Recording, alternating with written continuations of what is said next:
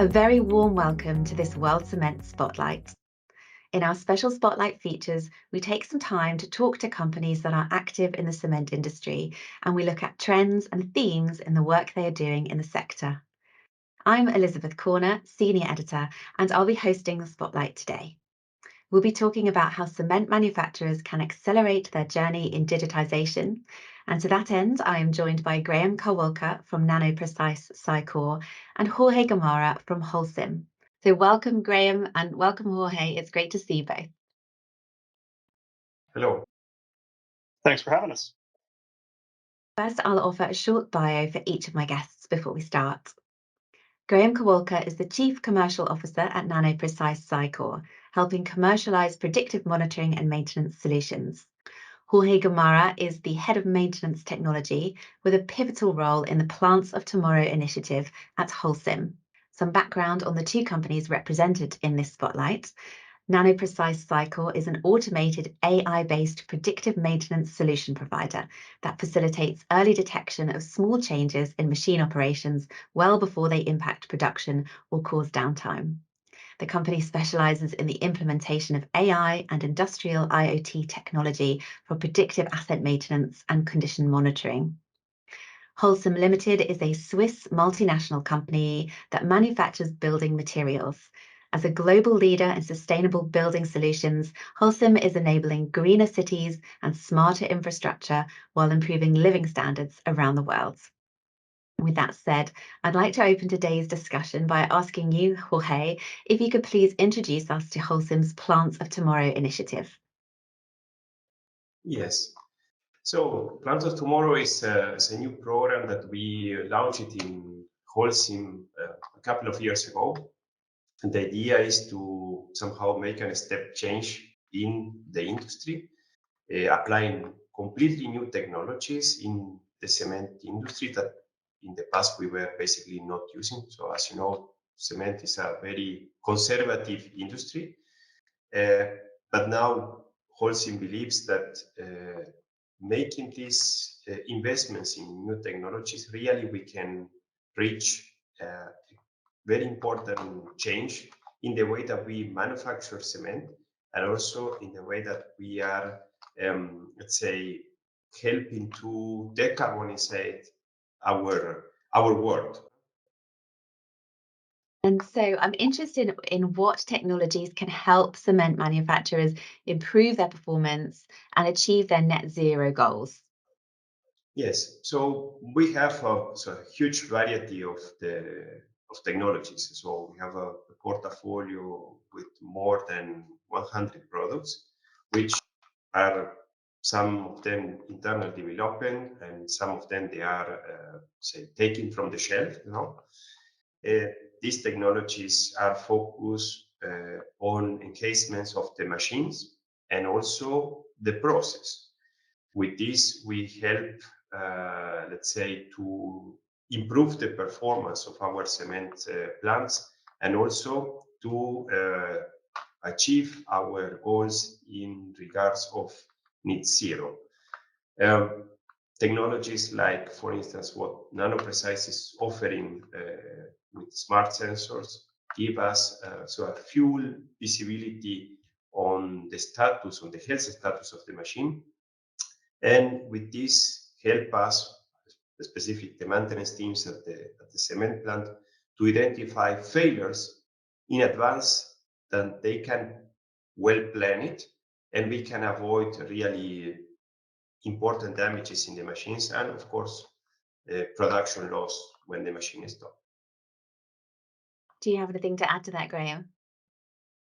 Yeah, no, it's really exciting to work with an industry leader like Holcim on these kinds of technologies and see how we can adapt. Every industry has little things that are specific to it, but we've learned a lot of that in our, I think it's almost 2-year relationship with Holcim, and it's been really interesting to see how we can apply different things, and little bits of improvement can actually have a big impact. And the net zero part of it and efficiency part of it is boiled down to a few things.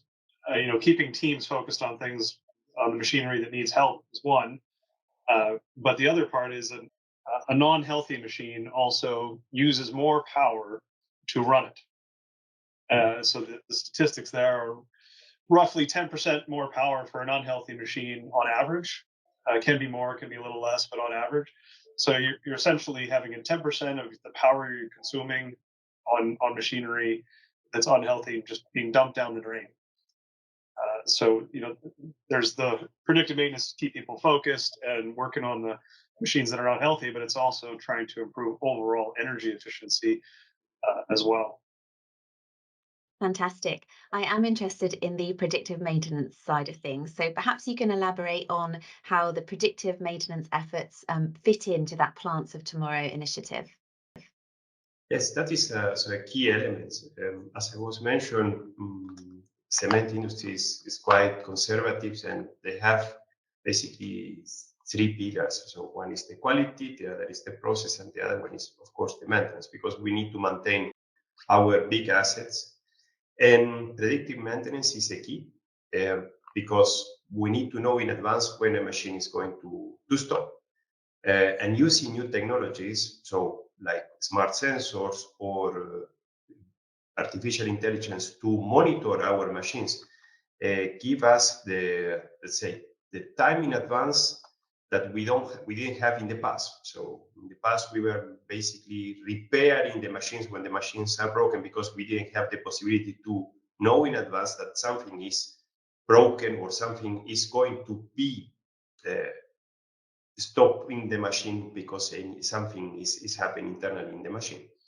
Now with these new technologies like smart sensors, or even combining the smart sensors with traditional sensors that we have installed in the machines, help us a lot. So we develop internally different applications. We combine technologies like what Nanoprecise are offering in regards of a smart sensor with the traditional sensor, because our plants are very well equipped with the instrumentation, and putting this together with artificial intelligence, which is monitoring 24 hours, 7 days. It's giving us the vision of how is the health status of that specific machine. And with this, we can for sure planning better than what we was doing in the past. And then how do you see the adoption of the predictive maintenance technology approaching that goal of decarbonisation? Well, this is quite interesting. It's similar what Graham was saying. Look, if we give you an example, if we have the possibility to know which machines are running all the time because we are able to monitor them. So, and we can decide which of these machines are necessary to run in at that specific time and which ones no, and we can switch it off. So we can save a lot of energy, which we can somehow convert in reduction of CO2, for instance.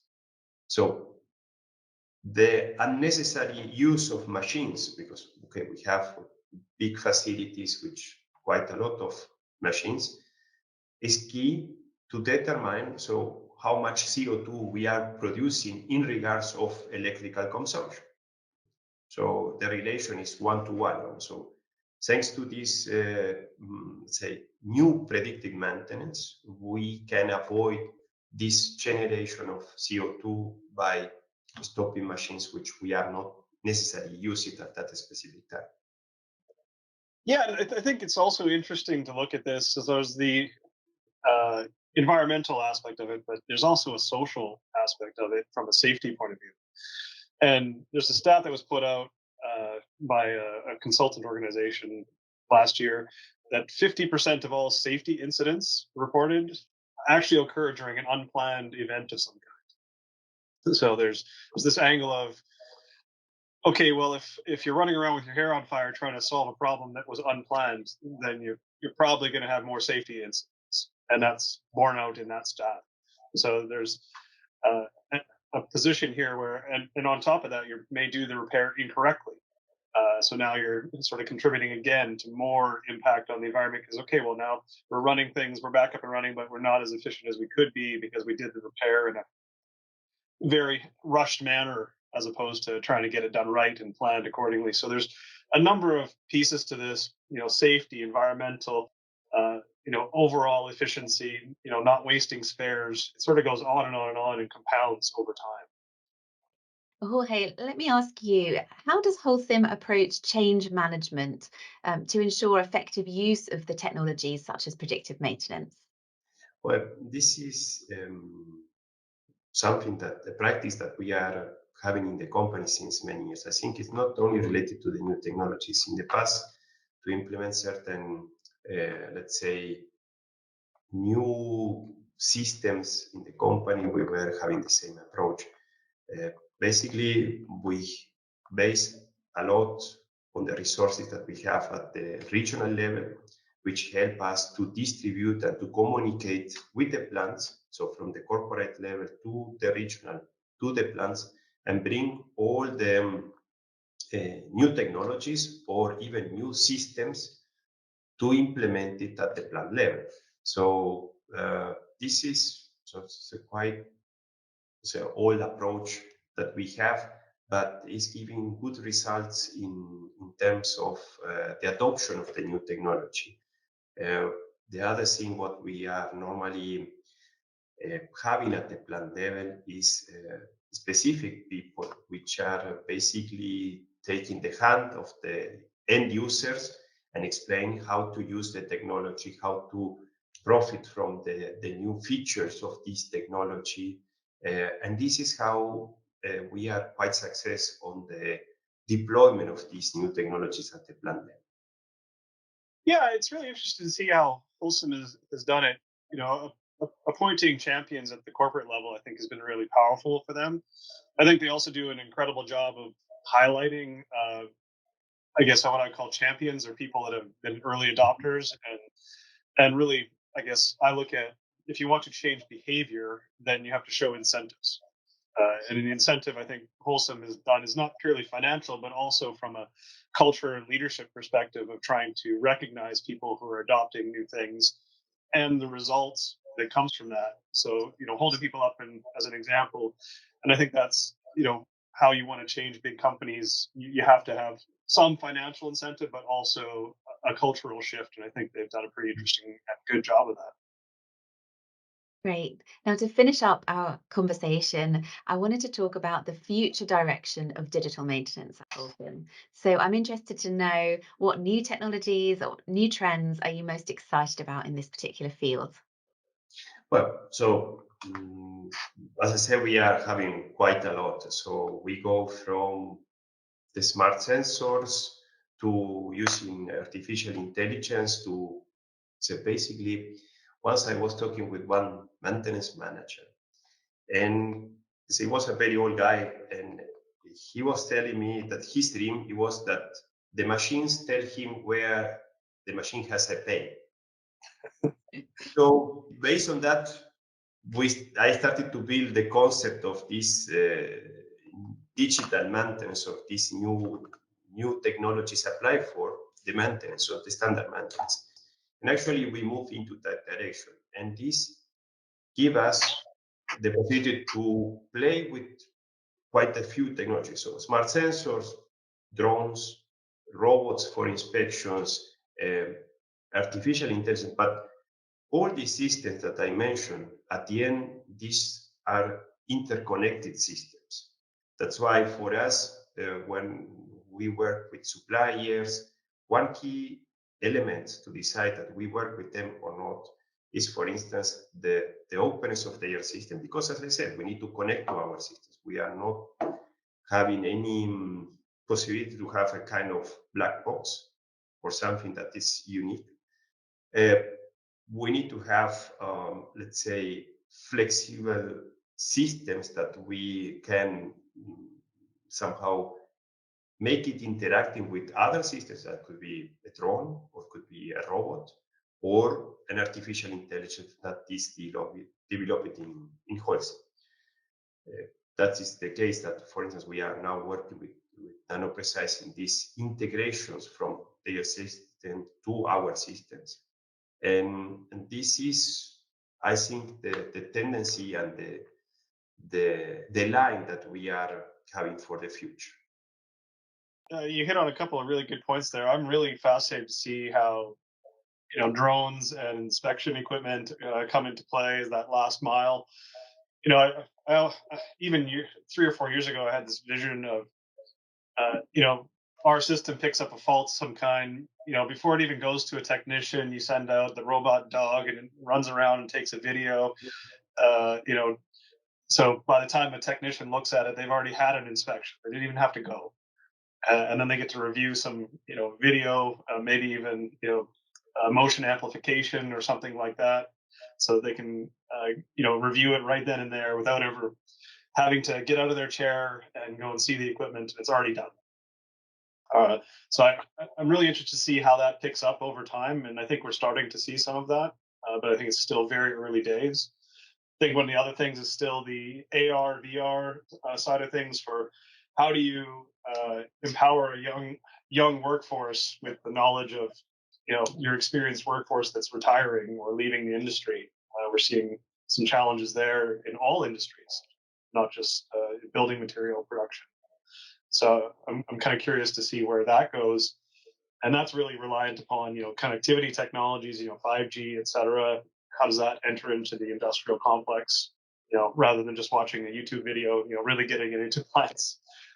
With all the data security and things like that. So that's another angle, issue is data security.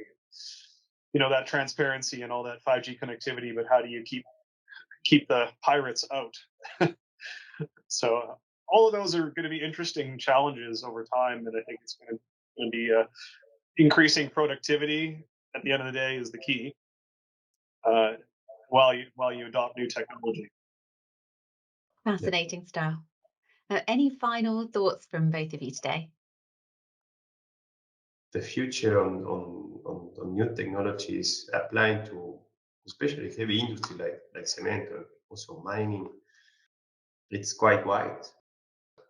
We are in quite a good track, so companies like Holcim invest in this technology because they believe this is the future, and also because they believe that this is a step change on the way that we are doing today the things. And in the future, we are going to have a completely different setup of a cement plant as today is.